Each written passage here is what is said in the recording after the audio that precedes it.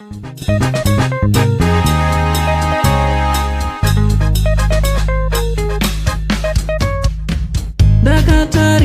kudenga mtsodzi pamatama ose. Right, vazukuru, ndine nyaya yandisiri kunatsofara nayo yandakasangana nayo, nyaya yaGringo. Handiti Gringo ndofunga tomuziva tese. Hapana anga asingazive Gringo here. Nzekuva pano mazuva ano vadiki, but kune vanhu vakuru vanotoziva kuti Gringo ndo vakati entertainer. Taitoziva kuti tinogarira drama raGringo. Handiti taigarira musi wechingani yevamandere, hanichanatsoziva mandere kana uchingani, pataiona ndiGringo chete. Handiti vakati entertainer, chinova chinhu chinotendwa, our legend, handiti our living legend. Handiti so chiteerera, kana wanga usati wasubscribe pathis channel, I kindly ask you muzukuru kuti hapana chekudi, hapana chekumirira, subscribe, turn on your notification bell kuti kuti whenever we upload a video you'll be notified. Handiti ndine mashoko andakasangana nawo asiri kunyanyofadza ekuti Gringo ndiGringo chete fame. Right, he's not feeling well.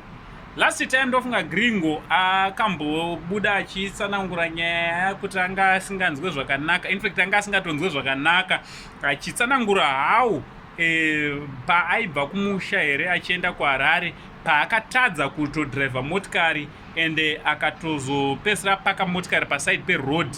Urwere hwanyanyisa kusimba. Handiti so kubva ipapo Gringo akazenga achibatsirwa, achirapwa, zvichidii zvichifamba zvakanaka. Tikaona vanhu vakawanda vakapinda kubatsira Gringo. Handiti Lazarus Boora muzukuru wangu takabva tafunga kuti no, since ave kuwana medication yakakwana nekubatsirwa nana chiremba, zvinhuwo zvaakufanira kuimprove, but we have just received kuti Gringo haasi kunzwa zvakanaka vazukuru.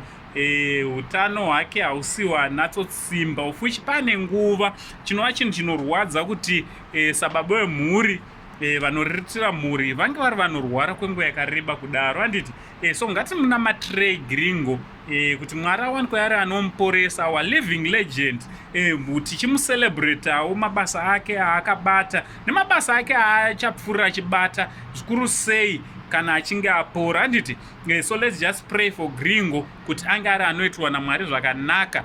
Ndinoziva tinomuda, he's our legend. Handiti so chinonongwana mashoko ekumushuvira zvakanaka. Prayer doesn't mean kuti kneeling down nekutsinzina, nekuti kungotaura mashoko ekumushuvira zvakanaka big prayer yoyo muzukuru. Handiti so ndo chandango ndingozokuupdata iwo nekuzivisa zvirikuitika mumastreets esocial media nekumacelebrities enyu. Nauncle Saint, the only Zimbabwean uncle, ndichibva ndati much love.